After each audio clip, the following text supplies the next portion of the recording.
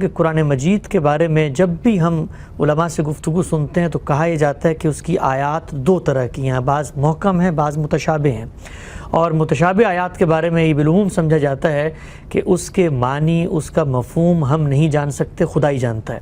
سوال میرا آپ سے یہ ہے کہ اگر قرآن میزان ہے، اختلافات کا فیصلہ کرنے والا ہے، تو پھر اس کلام کا اپنا مفہوم ہی اگر متعین نہ ہو تو ہم کیسے اس کے پاس جائیں اور اس سے اپنے فیصلے کروائیں؟ یہ بات محض علماء نے نہیں کہی، یہ خود قرآن مجید نے بیان کی ہے۔ سورہ آل عمران میں اس کو باقاعدہ موضوع بنا کر بتایا ہے، یعنی میری آیات محکمات بھی ہیں اور متشابہات بھی ہیں۔ یہ ضرورت کیوں پڑی؟ قرآن مجید کا معاملہ یہ ہے کہ وہ کوئی سیاست، معیشت، معاشرت کی دنیوی کتاب نہیں ہے۔ یعنی ایسا نہیں ہے کہ جس طرح ہمارے ہاں فلسفی، حکماء، ماہرین اس دنیا کے معاملات میں کوئی کتاب لکھتے ہیں تو ظاہر ہے کہ دنیا کے اندر ہمارے سامنے اشیاء ہیں، انسان ہیں، ہم ان کا مشاہدہ کرتے، ان کا تجربہ کرتے، اسی دنیا میں رہ کر معاملات کو دیکھتے اور کچھ چیزوں کا اس سے استنباط کر لیتے ہیں۔ قرآن مجید اس دنیا سے متعلق تو جو کچھ کہنا ہے وہ کہتا ہے، سب سے بڑھ کر یہ خبر دینے کے لیے آیا ہے کہ ایک دن تم سب کو ایک نئی دنیا میں آنا ہے۔ وہ نئی دنیا موت کے بعد سامنے آئے گی، اس میں قیامت کا تصور پیش کرتا ہے۔ اور قرآن مجید کو اگر آپ ایک لفظ میں بیان کرنا چاہیں کہ اس کا اصل موضوع کیا ہے تو وہ انذار قیامت ہے، یعنی قیامت کے بارے میں خبردار کرنا، لوگوں کو یہ بتانا کہ وہ دن آنے والا ہے۔ اب ظاہر ہے کہ یہ دن آنے والا ہے تو کس کی طرف سے آنے والا ہے؟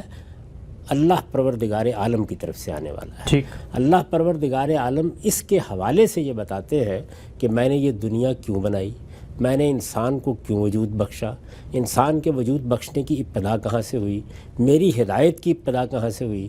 اس کے نتیجے میں ایک بہت بڑا ماضی وجود میں آتا ہے اور ایک بہت بڑا مستقبل وجود میں آتا ہے۔ یعنی ماضی وہ ہے کہ جس کو آج ہم دیکھ نہیں سکتے، آنکھوں سے مشاہدہ نہیں کر سکتے۔ جب یہ بتایا جائے گا کہ آدم و حوا سے انسانیت کی ابتدا ہوئی، یہی دو تھے کہ جن سے سب انسان بعد میں پیدا ہوئے، اللہ نے ان کو اپنی ہدایت سے نوازا، ان کی طرف اپنا پیغام بھیجا، ان کا استفاء کیا، ان کو برگزیدہ کیا، تو ظاہر ہے کہ یہ ماضی کی تاریخ ہے۔ اسی طریقے سے جب یہ بتایا جائے گا قیامت برپا ہوگی، اس میں جنت ہوگی، اس میں دوزخ ہوگی، اس میں لوگ جزا و سزا کے مراحل سے گزریں گے، اس میں ایک نیا جسم دیا جائے گا، اس میں بہت سی نعمتیں ہوں گی، اس کا عیش دائمی عیش ہوگا، جو تم چاہو گے پالو گے، تمہاری کچھ نئی صلاحیتیں ہوں گی جو غیر معمولی طور پر تمہیں عطا کر دی جائیں گی۔ ٹھیک۔ تو یہ گویا مستقبل میں ایک عالم ہے جس کے بارے میں اطلاع دی جا رہی ہے۔ اسی طریقے سے اللہ تعالیٰ اپنی بادشاہی کے بارے میں باخبر کرتے ہیں۔ وہ یہ بتاتے ہیں کہ ملائے اعلیٰ ہے، اس میں میرے فرشتے ہیں، وہ فرشتے میرے پیغامات تم تک لے کے آتے ہیں۔ اسی طریقے سے بعض اور مخلوقات کا ذکر کرتے ہیں، جیسے جنات ہیں، ان کے بارے میں بھی بتاتے ہیں کہ ان کو اس سے پہلے کیا ذمہ داری دی گئی تھی۔ پھر ابلیس زیر بحث آ جاتا ہے۔ تو اگر آپ غور کر کے دیکھیں تو عام حکماء، عام علماء جب دنیا پر کلام کر رہے ہوتے ہیں تو ان کے سامنے یہ مشاہدات کی دنیا ہے، تجربات کی دنیا ہے، اور اس سے استنباط کر کے آپ بات بیان کر سکتے ہیں۔ اللہ تعالیٰ کو یہ بھی بتانا ہے کہ قیامت ہوگی، یہ بھی بتانا ہے کہ جنت ہوگی، یہ بھی بتانا ہے کہ دوزخ ہوگی، یہ بھی بتانا ہے کہ وہ کس طرح کی جگہ ہوں گی، ان میں کیا چیزیں میسر آئیں گی، ان کے کیا قوانین ہوں گے، وہ کن ضوابط کے تحت وجود میں آئیں گی۔ قیامت کی تصویر کشی کرنی ہے، اس موقع پر کیا ہو جائے گا۔ تو یہ جو نادیدہ عالم ہے، یعنی خواہ وہ ماضی سے تعلق رکھتا ہو یا مستقبل سے تعلق رکھتا ہو، اس کو بیان کرنے کا کیا طریقہ اختیار کیا جائے، یہ ہے وہ بنیادی سوال۔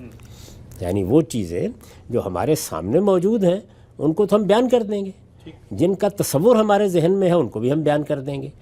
یہ مشکل کیوں پیش آتی ہے؟ اس لیے کہ انسان کی زبان کوئی ماورائی زبان نہیں ہے۔ انسان کی زبان اس دنیا سے بنتی ہے، اس دنیا میں ہم اشیاء کو دیکھتے ہیں، اس سے تصورات پیدا کرتے ہیں، پھر اس کے بعد انہی کو ہم نام دیتے چلے جاتے ہیں۔ تو جب تک کوئی چیز ہمارے ہاں مماثل نہ قرار دی جا سکے، ہم اس کو نام نہیں دے سکتے، اس کو بیان نہیں کر سکتے، اس کے کسی تصور کا ابلاغ نہیں کر سکتے۔ ٹھیک۔ یہ مشکل ہماری مشکل ہے، یعنی ہم جس دنیا میں رہتے ہیں اس میں ہماری زبان ہی ابلاغ کا ذریعہ ہے۔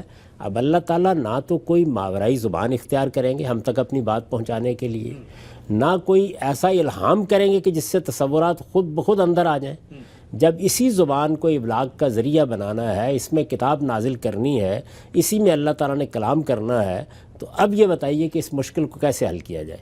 تو اس کے لیے جو طریقہ اختیار کیا گیا وہ یہ ہے کہ دنیا میں جو چیزیں آپ کو میسر ہوتی ہیں ان کو بنیاد بنا کر، ان کو تشبیہ دے کر آپ کے سامنے اس دنیا کی بھی ایک تصویر لے آئی جائے۔ ٹھیک، تو یہ یہاں کی چیزوں کو مشابہ ٹھہرا کر اس دنیا کے احوال بیان کرنا، اس کے لیے جو آیات قرآن مجید میں آتی ہیں ان کو آیات متشابہات کہا جاتا ہے۔ اچھا، اس کا ہرگز یہ مطلب نہیں ہوتا کہ ان کے کوئی معنی ہم نہیں جانتے، یہ ایک ایک لفظ کے معنی ہم جانتے ہیں۔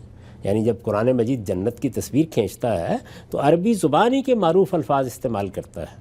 جب وہ کہتا ہے جنات تجری من تحت الانہار، تو اس کے معنی سمجھنے میں کوئی دقت نہیں ہوتی۔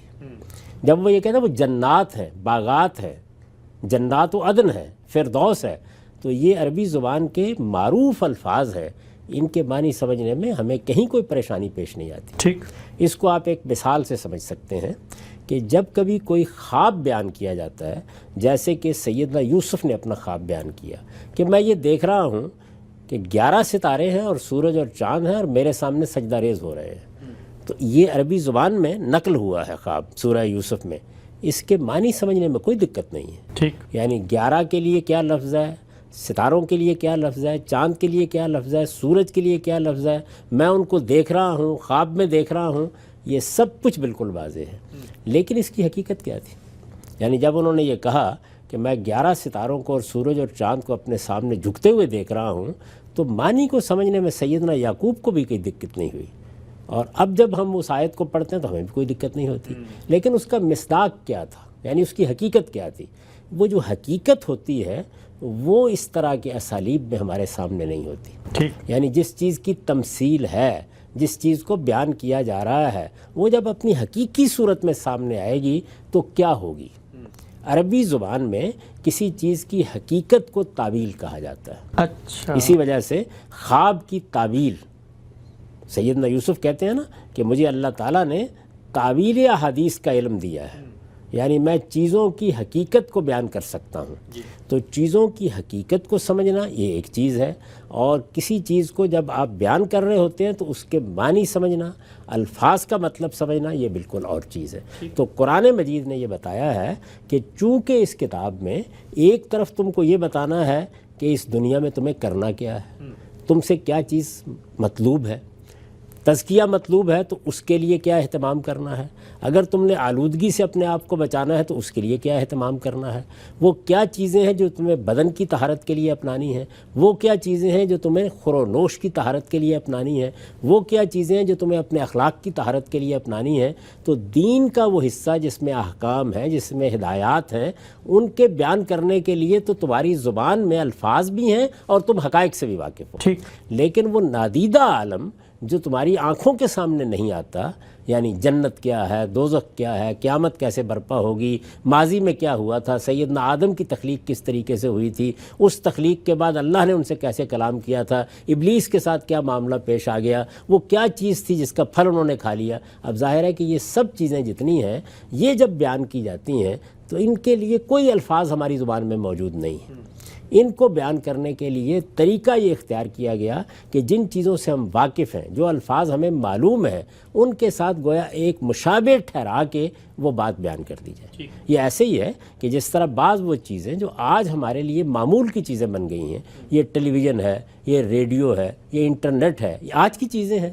اب سوچئے تھوڑی دیر کے لیے کہ اگر کوئی آدمی 200 سال پہلے ان کو بیان کرنا چاہتا، تو آج تو میں ایک لفظ بولتا ہوں تو یہ آپ تک منتقل ہو جاتی ہیں۔ اس وقت کیا طریقہ اختیار کیا جاتا؟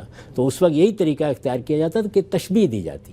مثال کے طور پر ہم بیان کرنا چاہتے کہ بجلی کے کمکمے جلیں گے، تو ہم یہی کہتے ہیں نا کہ ایسے چراغ جلیں گے، ایسے دیے جلیں گے جن میں تیل نہیں ڈالنا پڑے گا۔ میں مثال دے رہا ہوں۔ تو یہ اسالیب قرآن مجید کو اختیار کرنا پڑے ہیں جنت کے بیان کے لیے، دوزخ کے بیان کے لیے، ملائے اعلیٰ کے بیان کے لیے، فرشتوں یا جنات کی بعض چیزوں کو واضح کرنے کے لیے، آدم کی تخلیق کے مراحل بتانے کے لیے یہ اسالیب اختیار کرنے پڑے ہیں۔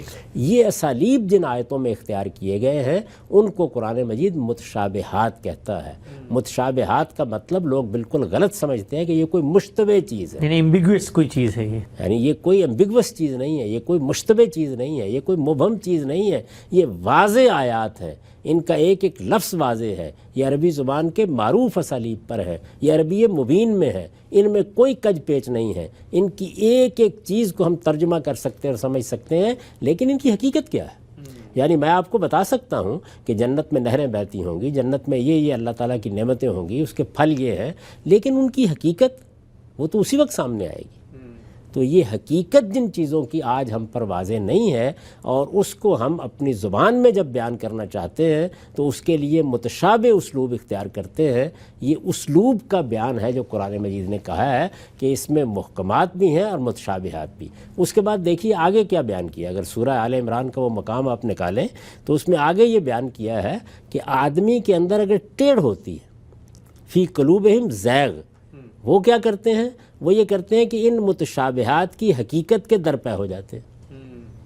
یعنی اس میں ہونا تو یہ چاہیے کہ معنی معلوم ہو گئے، آپ اللہ تعالیٰ نے جتنا علم دیا ہے اس کے اوپر اکتفا کریں، ٹھیک، اس پر شکر ادا کریں کہ یہ علم آپ کو مل گیا۔ یعنی بنیادی بات واضح ہو گئی کہ ہم کو اللہ کے حضور میں پہنچنا ہے، ہمیں مر کر اٹھنا ہے، ہمیں ایک نئی زندگی عطا ہونی ہے، ہمیں ایک نیا جسم دیا جانا ہے۔ اب یہ کہ آدمی کہے کہ مجھے بتائیے وہ ہوگا در حقیقت کیسا؟ جنت میں اللہ تعالیٰ دودھ کی نہریں بہا دیں گے، یہ کیا چیز ہے، کیسے ہوگا؟ یعنی اس سے ایک تصویر تو سامنے آ جاتی ہے، لیکن اس کی حقیقت کیا ہوگی؟ وہاں پر لوگ کبھی نہیں مریں گے۔ ہم تو یہاں پر اس دنیا کی زندگی میں اس سے واقف نہیں ہے کہ آدمی کبھی نہ مرے، بڑھاپا نہیں آئے گا۔ ہم تو اسی چیز سے واقف ہیں کہ آدمی ہر دن بڑھاپے کی طرف بڑھ رہا ہوتا ہے، ٹھیک، قدم بقدم گویا اس میں اضمحلال آ رہا ہوتا ہے، وہاں نہیں آئے گا کسی شخص کے یہاں۔ بہت سی چیزیں جو یہاں ہمیں لاحق ہیں، رسالت میں آپ صلی اللہ علیہ وسلم نے بعض موقعوں پر بیان کیا کہ ناک کی رطوبت نہیں آئے گی، گلے میں کھنکھار نہیں ہوگا، تمہیں رفع حاجت کی ضرورت پیش نہیں آئے گی۔ اس سے انسان کا کیا تصور آتا ہے؟ یعنی تصویر نہیں بن پاتی نا۔ تو یہ اس کی حقیقت ہے جس کو ہم نہیں جانتے۔ باقی جو بات بیان کی گئی ہے وہ جن الفاظ میں بیان کی گئی ہے وہ بالکل واضح ہے۔ چنانچہ نتیجہ کیا نکلا کہ قرآن مجید کا حرف واضح ہے، وہ عربی مبین میں ہے، اس کے معنی کو سمجھنے میں کوئی دقت نہیں ہوتی۔ تدبر البتہ آدمی کو کرنا چاہیے، غور و خوض ضرور کرنا چاہیے، لیکن کوئی رکاوٹ اس میں نہیں ہے۔ وہ سارا کا سارا اپنی بات کو نہایت وضاحت سے بیان کرتا ہے۔ البتہ جب وہ قیامت کی تصویر کھینچے گا، جنت کی تصویر کھینچے گا، آنے والے عالم کو بتائے گا، پیچھے کوئی نادیدہ عالم ہے اس کا ذکر کرے گا، تو وہاں یہ اسلوب اختیار کرتا ہے، اور یہی اسلوب انسان کے لیے اختیار کرنا موزوں ہے۔ اس کے سوا کوئی اور اسلوب ہو نہیں سکتا۔ اس میں قرآن مجید نے پھر یہ بتایا ہے کہ بعض لوگوں نے کیا کیا کہ انہی متشابہات کو موضوع بنا کر فتنہ برپا کر دیا۔ ابتغاء الفتنہ و ابتغاء تاویلہ، اسی سورہ آل عمران میں فرمایا ہے کہ بعض لوگ کیا کرتے ہیں کہ اس کو موضوع بنا کے قرآن مجید پر اعتراض کریں گے، خدا کی حکمت پر اعتراض کریں گے، طرح طرح کے سوالات اٹھائیں گے، ان کے پیش نظر فتنہ پیدا کرنا ہوتا ہے۔ اور بعض لوگ دیانتداری سے ان کی حقیقت کے درپے ہو جاتے ہیں، معلوم کرنا ہے حقیقت کیا ہے اس کی، درا حالے کہ ان کی حقیقت مرنے سے پہلے ہم پر واضح ہو نہیں سکتی۔ تو فرمایا کہ لا یعلم تاویلہ الا اللہ، اللہ کے سوا ان کی حقیقت کوئی نہیں جانتا۔ ان کے معنی بالکل واضح ہے، ان کا مفہوم بالکل واضح ہے۔ حقیقت کے باب میں جس وقت ہم ان کو سنتے ہیں تو جب یہ جان لیتے ہیں کہ یہ ہمارے پروردگار کی طرف سے ایک خبر ہے تو پھر ہم اس کا شکر ادا کرتے ہیں اور کہتے ہیں کہ آمنا، ہم اس کے اوپر ایمان لیں۔